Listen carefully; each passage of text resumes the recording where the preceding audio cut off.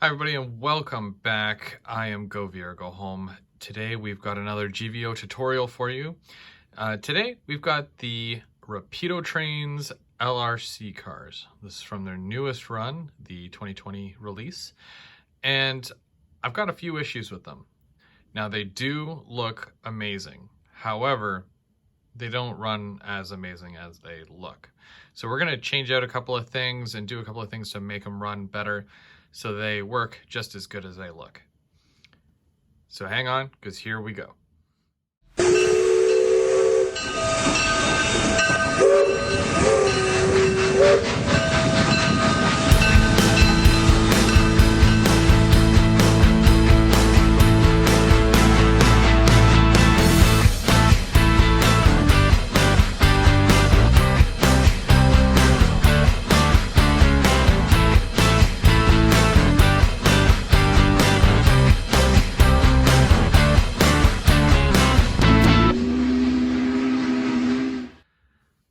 Okay, so now here's a couple of things that I find with this brand new release of cars.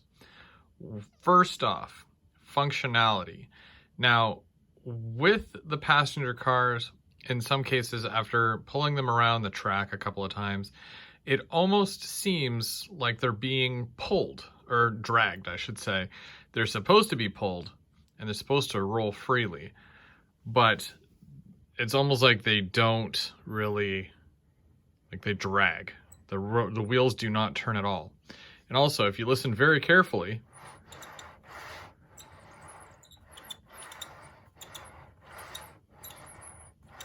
I thought these were supposed to be non-sound cars. Well, they do tend to make a lot of squealing, and yeah, that might be part of the reason why it's not rolling all that well. Here's another one. And now I've got about 13 of these cars. It is kind of hit and miss. Some of them roll a little bit better, and some of them sound like mice in the walls, if you know what I mean. So we want a clean sounding car. We want it to roll a little bit better. And also couplers. Yeah, they really haven't changed too much with these couplers, and these are no better than the ones from the last run. Now, I did switch them out, and I put the longer couplers on these, but they're still not that great. Sometimes you really have to hit them together in order for them to couple. That time it worked. I guess it's because I'm on a straight here, and also I've done a lot of work already to try to make them work as best I could. But yeah, they're still not perfect in any means. So I'm also going to be looking to change out the couplers on these. These diaphragms here, they are plastic compared to the old ones that they used, which were rubber. They claim that these ones are more prototypical, which is fine. But I also find that they sit too low, and they push the coupler down a little bit, which is odd. So, and in some cases it's very loose, and if you turn your car upside down, it'll fall right off. And you don't want to lose these, especially if you do a lot of transporting and you are back and forth from the train club with your cars. So we're gonna set those in place, and we're gonna make sure that they fit perfectly where they are. So first things first, let's turn it over, and we're going to take a look at the underside and see what we can do to fix these couplers. All right, so there's no exact stated number of coupler that you're supposed to use on these. Everybody has their own personal choice as to what coupler and how big, how small. Personally, I don't want the cars too close together because all my curves are not huge.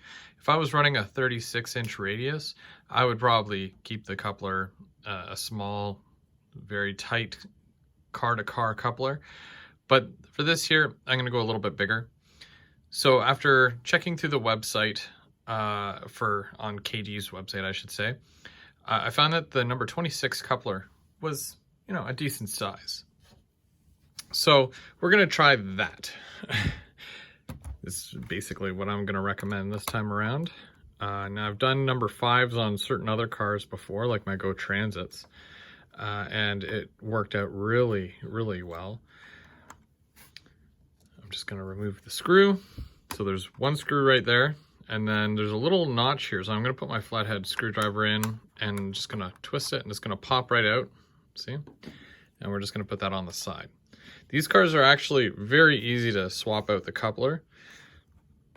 I'm just going to loosen the screw here for the coupler box. There we go. I've done this what feels like 100 times already, because I had to switch them all out. At first I put, because they all come with the short coupler, so I switched out half of all my cars and I put a longer coupler, this is the longer coupler. And I mean, the couplers just don't work. And I find this with a lot of Rapido products. I'm not sure why they don't just use KDs right from the start. Most people end up upgrading to KDs anyways. So now apparently their release of Procore tankers is actually going to be the first run of cars that they ever release that will have KD couplers installed right from factory. But for now, we kind of have to make do and figure out what works and what doesn't. So the number 5s were a little too short for this, but with the number 26, and I can even show you, because now that I've got the coupler off here, I'm going to just show you a quick difference between all 3 couplers. So the original small ones that it comes with, the long one that it comes with, and then the number 26 that I am going to use here. Okay, so these are the 3 couplers here. The very first one here, far left, this is the one that came stock with the actual LRC cars. That was already attached to the car. You can obviously see the length is a lot shorter on this one here than the other ones. Obviously, yeah, it has the spring, it's spring loaded. And it's like a silvery metal color, which I like, it's nice. And yeah, it should technically work, but it doesn't. It is way too short, unfortunately, and the diaphragms end up rubbing. And because there's no give there, because they're not rubber, they're plastic, there's a lot of clicking, and it basically pushes the car off the track in certain turns. The next one, the one I changed half of my cars over to, is the backup longer coupler here, which, you know, is the exact same as this. I believe they are magnetic, but it's still not that great. Yeah, there's honestly not much I can say about these couplers. This dates back to their first run of LRC cars, which was 5 years ago, and this is their 3rd run. So they obviously have not made any improvements here. I really want to know the difference between these couplers and the couplers from the Tempo train and the passenger cars for the Tempo train, because those couplers are amazing. I've never had any issues with them whatsoever. So what makes these ones so different than the Tempo ones? Is it the overall design? Is it whoever makes them? They're just not that great. I don't know. There's so many different couplers out there on the market that are available and that manufacturers decide to use. It's crazy. I don't know. That's all I can say is I don't know. And when I look at it, because this is a KD, now this seems to be, or at least it looks, no different from what I can see. Except for obviously it's black instead of, you know, the metally silver color. And it's probably about the same length. Maybe might be a tad bit shorter. It's hard to say to the untrained eye. Now the spring on this, I'm just going to take a look here. It seems to be really good and really, really responsive. And the way they click together is also really nice. Now when I take one of these and one of these, so the one on the left is a number 26, and the one on the right there is a standardized Rapido coupler. You can see that the height of the coupler is roughly, well, no, it's a little bit fatter. Is it? It's either a little bit bigger or it's about the same. But yeah, just the way that they work together. I mean, you could do one KD and one regular like this, and they would probably be okay. But yeah, I'm going to do them all KD, most likely. Now you'll see that when it pushed in, see how that opens up, but that one doesn't? That's a huge problem, because that's what's happening. We would push two cars together. Whoa, gotta do it like this. And see how they don't really open? It takes a bit, but sometimes if it goes head on like that, it's not gonna go in. So I'm not sure what exactly is stopping it. Maybe it's this piece here that sticks out. But you can see it doesn't even really, like, it doesn't move all that much. It's very tight, and it's hard to say. So, but there you go. That's the comparison between the three there, and this is the one that I'm going to be going with. So I'm going to do up a couple of cars with these, and we'll check them out. A huge thing here is the actual coupler box. You want to make sure that your coupler is coming straight out and it stays to the center. So when you're pulling it over to the side, it darts back. You definitely do not want it leaning over to one side consistently like that, because when you're trying to connect your cars, one car will be coming straight in and it's not going to connect because it's way over on the side. So you want to make sure that they are very straight when they're coming out of the car here. Okay, so both of these cars have the brand new couplers on them, the number 26s from KD.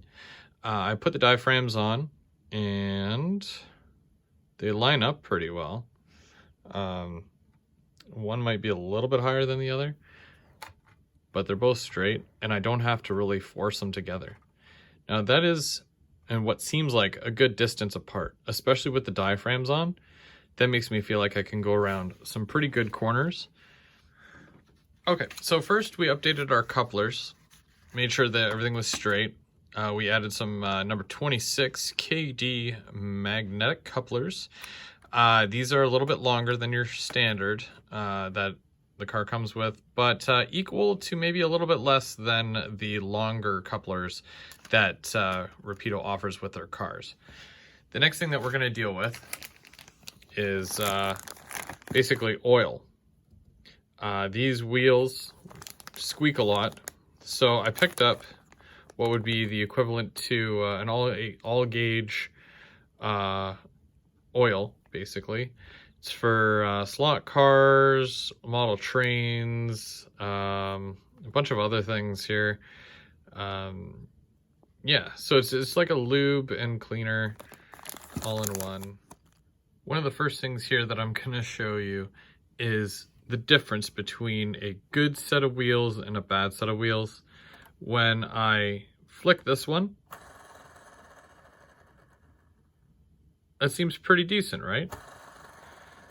It seems very free rolling and it keeps going. So when I do it to this one, it doesn't do anything. That one seems okay. It does seem a little noisy, but this one,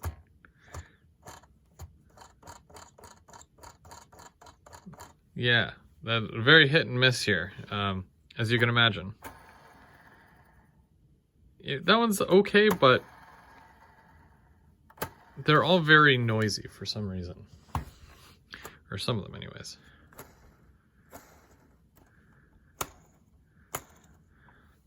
So what we got to do, there is a tiny little bearing in there. Well, there's a tiny little bearing in there, and the trucks are actually holding it to the wheel, and that's how it has the pickups right there. That's your little metal pickups. So the power hits the wheel, and then it goes into that. And this side, this entire side here is your plus, and this side is your negative, or vice versa, either way, whatever. And where it's holding it in there, I mean, it's in gauge. There is a bit of move there, but it doesn't seem to want to spin all that much. So I'm going to put a little bit right in there and a little bit right in there, and we're going to see if there's any difference here. All the sound it was making and whatnot. Check it out now.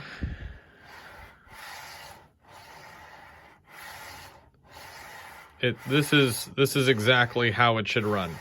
There's no sound. It's way more free rolling. I'm using one finger to toss it like back and forth here. This is way better than what it was. It would barely roll before. Now it rolls the whole length. If I didn't stop it, it would go off the track basically. This is exactly how they're supposed to run.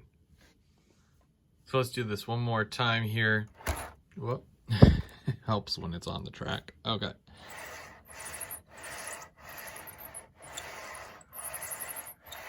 That sucks. I hate that noise. But the end is near.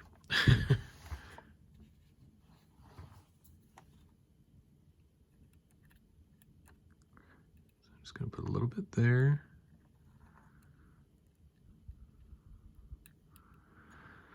There's somewhat of a little bearing thing.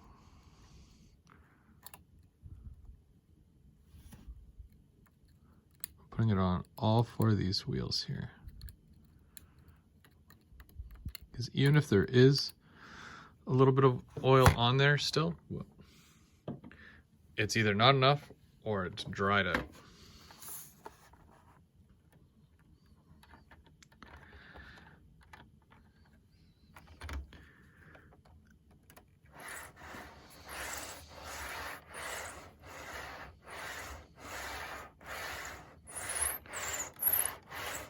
So I got to do the other end as well.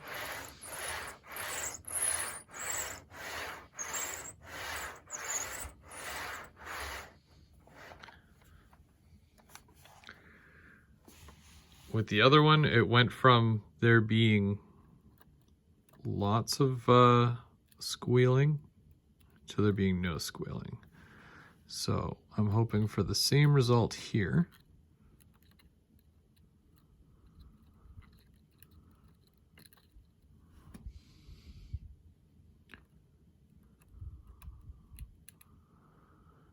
And you don't need a lot either, I find. My problem is that I can't see it.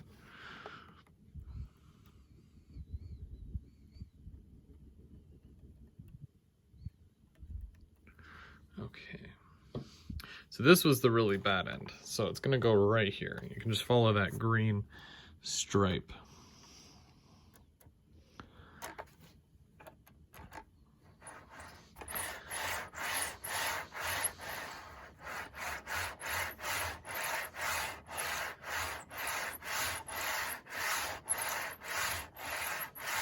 There's still a little bit.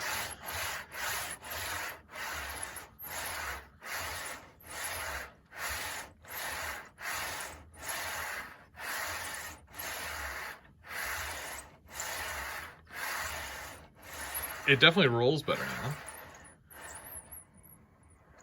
but it's still making a lot of noise.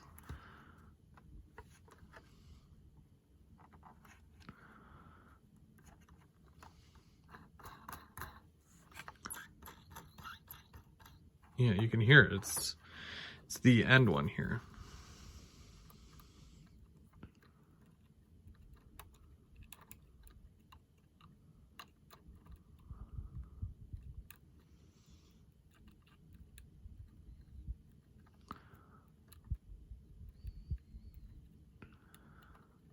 Well, the squeaky wheel gets the grease. Am I right, everybody?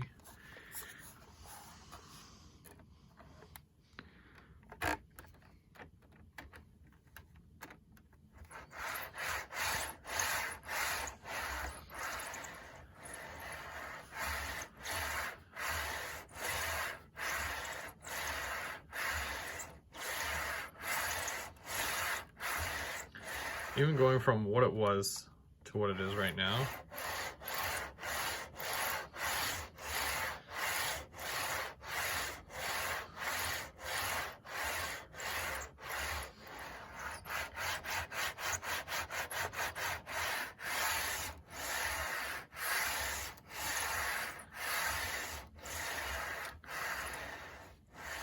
It's very minimal.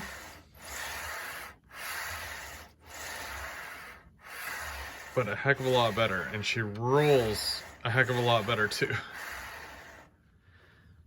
So I know what you're thinking. You're still not totally convinced. Well, one thing I couldn't do before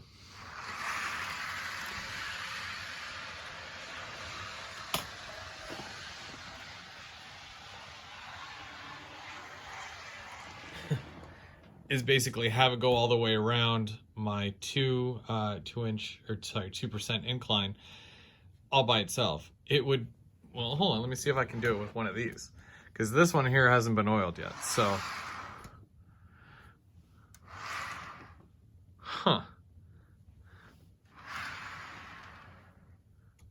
yeah, see what I mean? That's not a free rolling car. That is a terrible car. Let's try it with this one here, because it is hit and miss. So I'm gonna pull this one off and I'm gonna do this one. There we go. Let's see if it does make it all the way around here.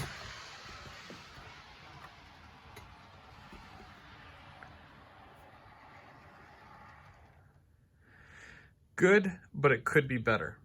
So it turns out these are very hit and miss cars. Some of them need a little bit more work, a little bit more TLC, if you will, and others, I mean, they just need an overhaul.